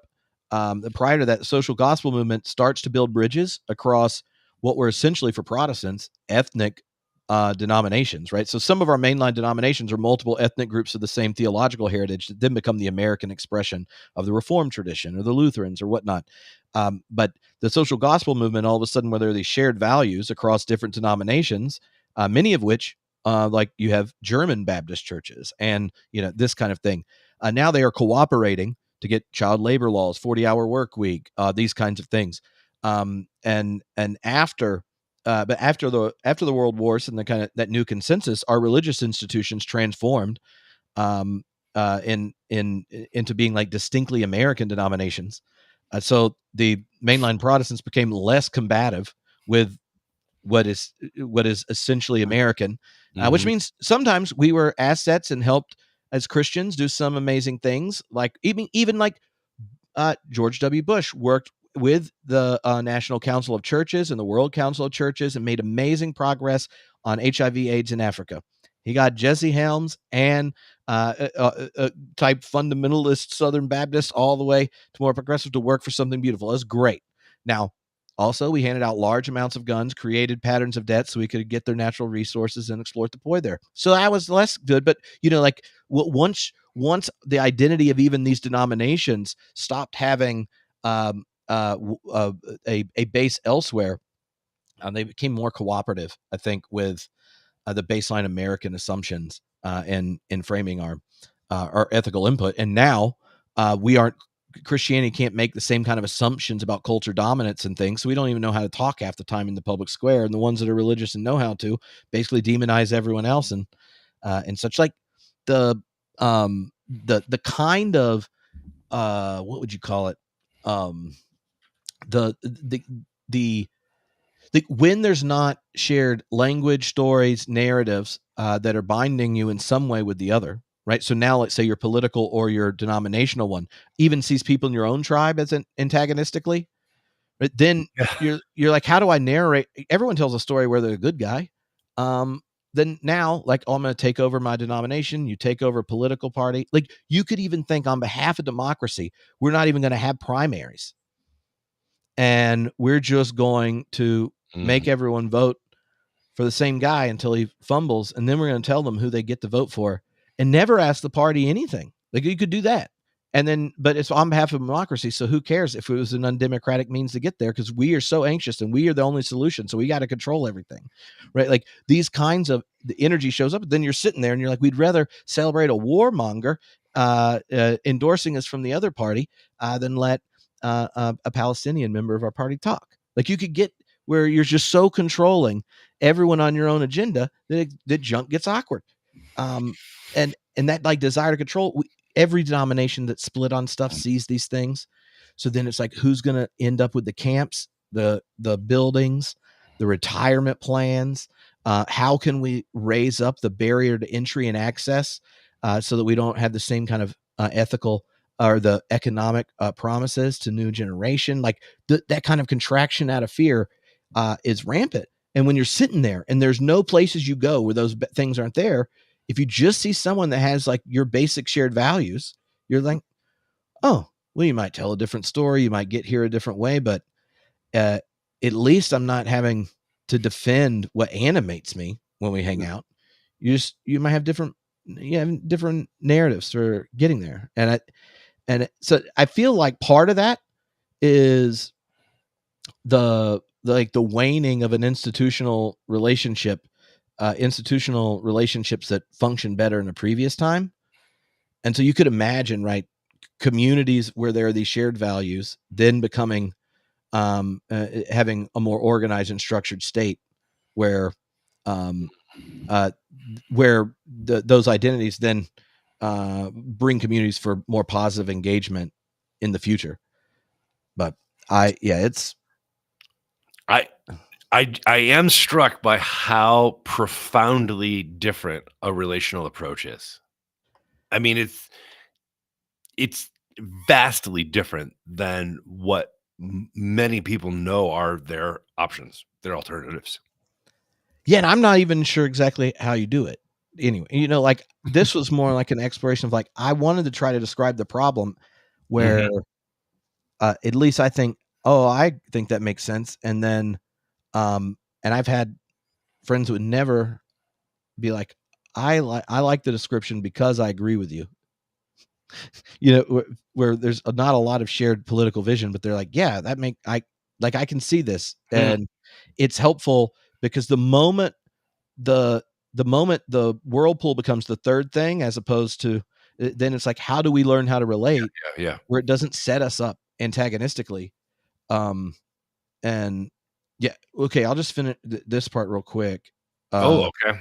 Because there's this, I basically, this is more of a little example, but um, the shift from a politics of substance to relations, and it's kind of thinking, what does that look like, and um, what is an uncontrolling theopolitics? So, like, what are some ways of thinking about what we do? And one of them is uh, the the critiques on the left and right, the kind of substance based energy of the exception or moves to control has actually problematized, like, language of the common good, and that's the resisting language of the common good started in leftist political theory before it shows up elsewhere. But what's fascinating, and I think this is something Charles Taylor, he did this book on the degeneration of democracy, points out that the common good is a necessarily ambiguous but required vision for a healthy democracy, Mhm. because Mhm. it says, like, we have a common future, we have a common reality, Right. and we intend the good. And so, take something like I find to be both wrong, immoral, and just a rather ridiculous assumption: trickle down economics. But the logic for it, right? Even so, if that's someone that holds it, they actually are describing, if they're doing it in good faith, that Mhm. that kind of tax policy generates well-being for the whole. And historically, there are at least brief periods at one point where tax deductions, tax cuts, you know, coming out of like the highest tax bracket, like generated it, and they'll show you that stats, and then you take the same chart and make it big, and you're like, I don't think it's working out how you intended. Right, but underneath it, the moment it's a common good, and then how do we think about tax structure, wealth redistribution, the protection of rights, how do we regulate, blah blah blah. It's, we actually have a common future and we want the good for it, so how do we Mhm. do it?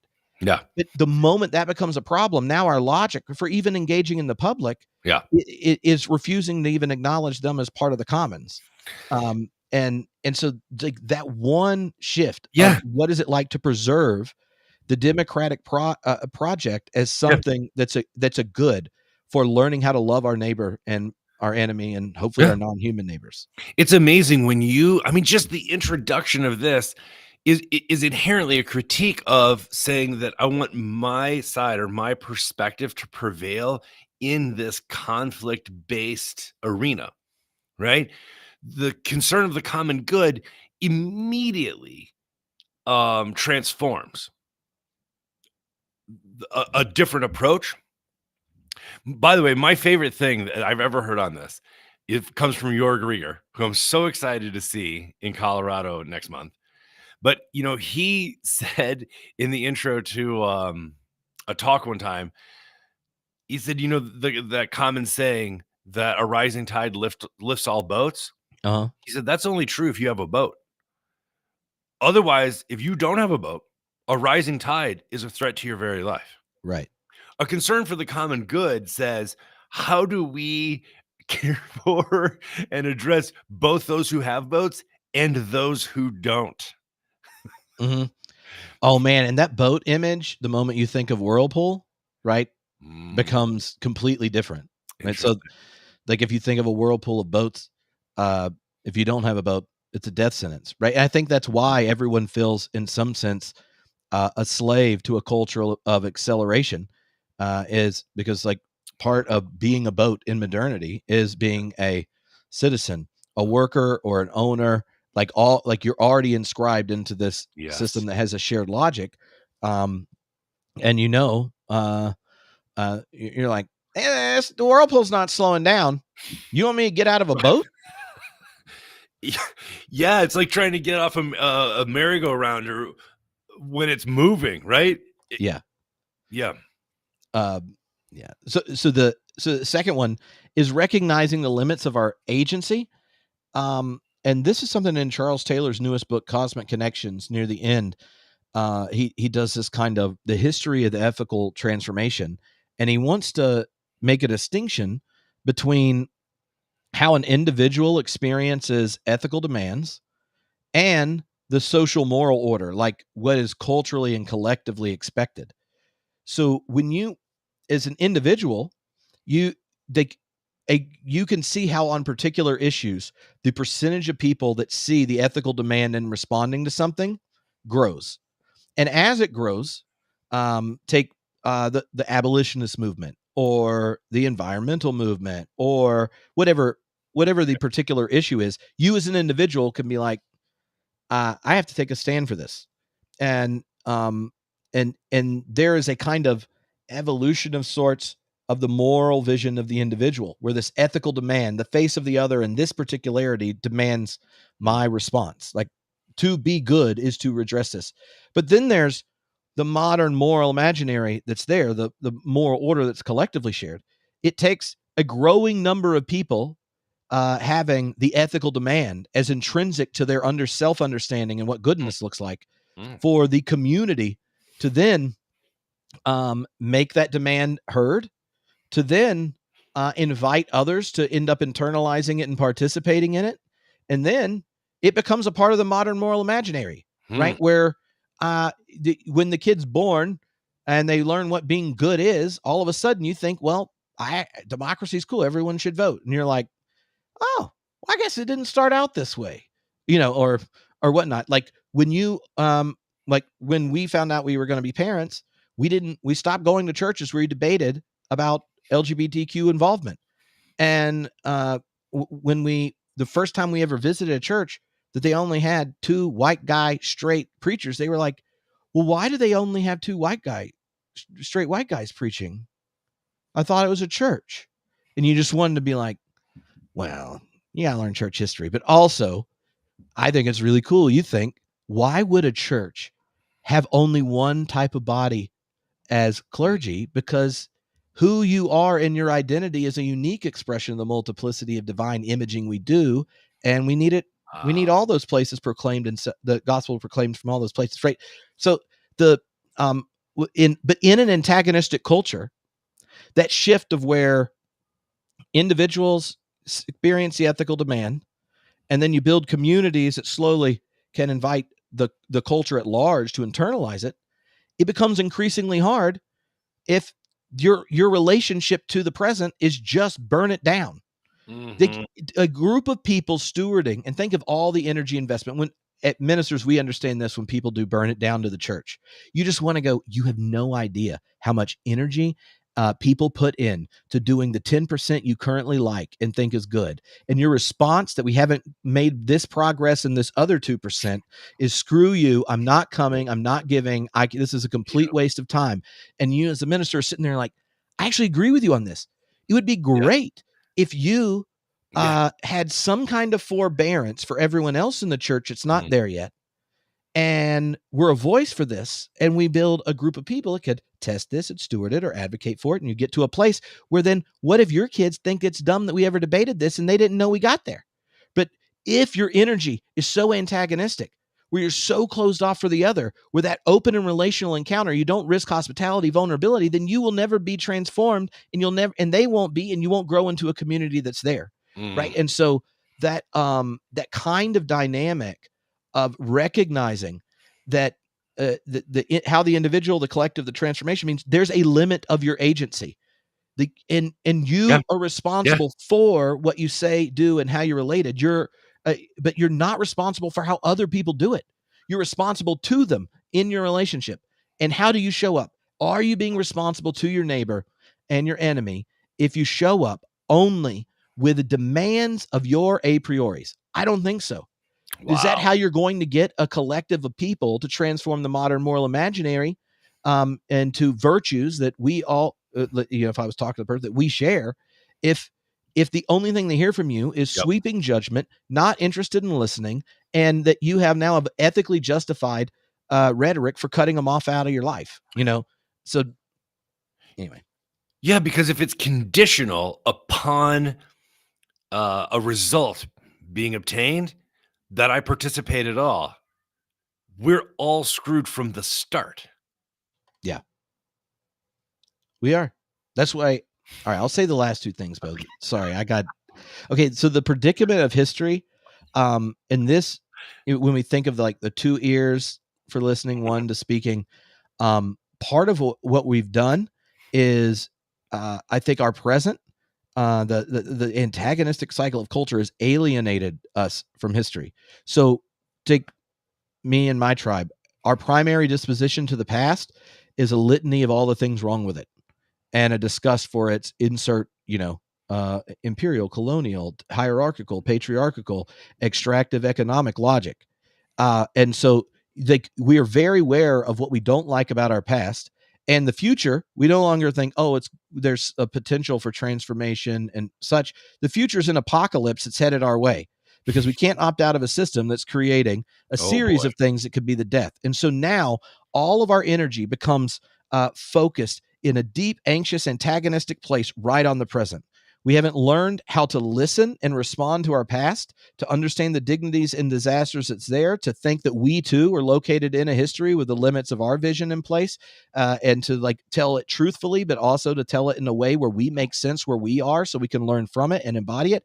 And then we look to the future primarily to all the threats and the things that justify our disengagement from the other, that insist upon us having closure of imagination and kind of the omniscient perspective of the good, so that we can make controlling demands to the neighbor. And I think that alienation from history is something I saw grow dramatically in my time as a youth minister, where the more and more the younger generation's modern moral imaginary, it grew to expand in one place. It did not grow in a way of having a nuanced relationship to the past. And so we do generational cutoff, we do tribal cutoff, Mhm. and we're better at telling a story where only us and a few are in it. Mm. One where the future includes people like us with our vision, Yeah. rather than a future together. Yeah. Um, and so like you take that, it, and so like that relationship to history is its own thing. And the last one, like doing laundry, is like democracy, figuring out how to relate across with 8 billion people on a planet with all that we're inheriting. It's like laundry. So many people that go for like that burn it down energy, Yeah. they make wonderful points, and Yeah. they make all these great things. And then you want to say to them, have you considered that you don't need utopia next week because it's not possible? And so you just have to do the laundry, find proximate solutions that hopefully are creating a deeper bond of community that move it towards the good. And then you do it again.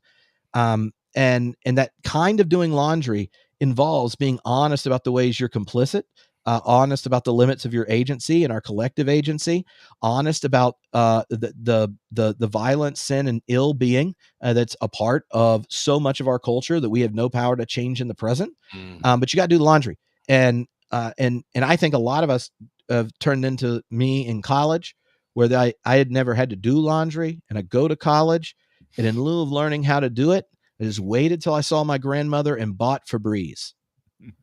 Just spritz and flip. And once it gets too ripe, you put it in a different pile till you go see your grandmother.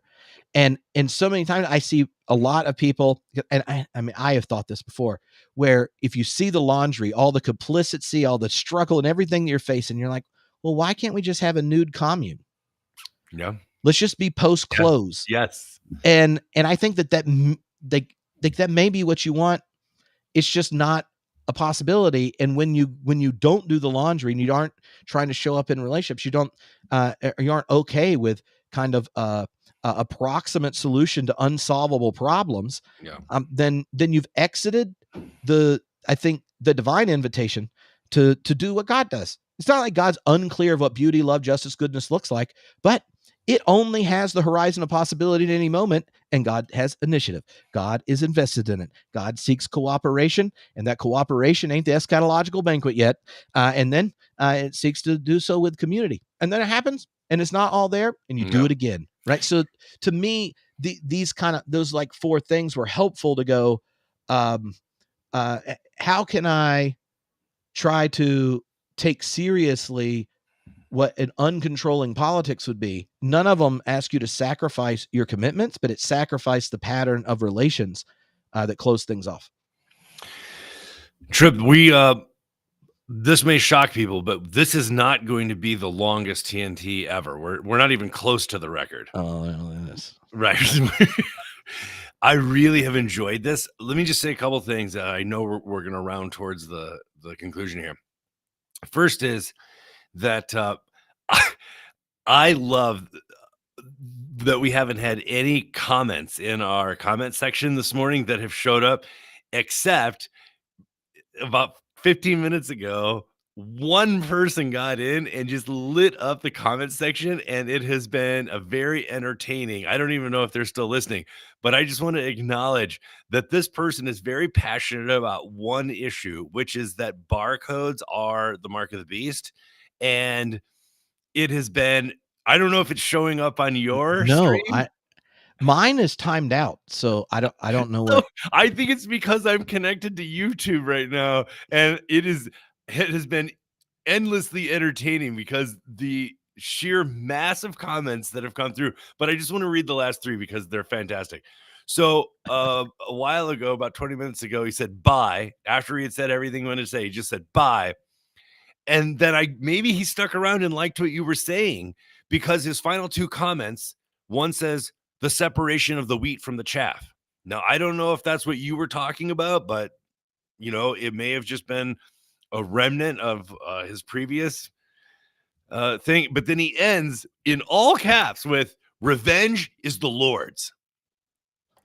Um, So I just want to acknowledge that this is a person of passion, and I would be fascinated to see some of their material. But I didn't know if you were seeing that or if you no, knew. like, my thing on the chat, it just is spinning because it just I was like, maybe I needed to because it says I need to update my browser, All so right, I just was like, I can't see any of it. we can cut that out. I didn't know Oh, if you no, were. now I wanna go find out, like, I thought maybe you were seeing it and just ignoring it. So I just wanted to find out. Okay. I'm sorry, Bo. I know you missed a chance to explain the mark of the beast to everyone, and You we'll know what? just I'm have going to to do make a that next video week. this week. I am going to make a video this week explaining to everybody. There's no reason to fear the mark of the beast. You already have it. Oh, Yeah, it's fine. man, If you I had 2 jokes come to mind that I'm just if not even saying. if you participate in this economy, you got it. So it's yeah. Anyway, um, Alright. all right. So cut all of that out and new take. So I know we're rounding toward the end, and I am very excited to see you present this next month and to hear the conversations that come out of it. Because my favorite thing that you said in this most recent part about the Burn It Down crew is I think it just needs to be stated that their critique is often really sharp. Yeah. Like the things they point out, my favorite thing you said in this last section is you said to this person, wait, I agree with you. I'm on your side. Right. And yet your both responses to it and the actions that you would take out of it were vastly different. So I think it's Oh, if people fascinating. listen to the early episodes of TNT, we basically like, you were worried about triggering me to run a Marxist burn it down rant at everybody. You're like, "We can only do this once a month, Tripp." Well, yeah. Pre Bernie, those conversations sounded very different. Yeah, and Bernie is this example of one of the reasons you might wanna burn it down, because even if you run in one of the political parties, you can have, Obama call everyone up knowing he's about to win, get everyone to back out and endorse, Hillary, to run against Trump, Oh no. and, so I'm just saying, like, Yeah. I've I should have used Occupy Wall Street instead. That's what I should have done. I, I didn't realize I was gonna touch a live wire there. Hey man, this has been really good. I can't wait to see the feedback on this. Can I do a coming attractions for next week? Oh, yeah. We're going to talk about everything from Holy Spirit to worship music and the voices, prophetic, therapeutic, and messianic Ooh. that the church speaks in when it clears its throat and speaks well to the culture. I am excited to talk through with you some of the implications of how God is a God of revelation next week. All right. Well, you heard it here. Next week, Revelation's getting all organized. We'll figure it out. Finish Bo's sermon series, Yes, yes. and maybe at Theology Beer Camp we'll get ourselves a above ground pool, and we'll just wrestle in it. Oh, You this never sounds know. good. We'll have a meetup at one of the hotels. All right.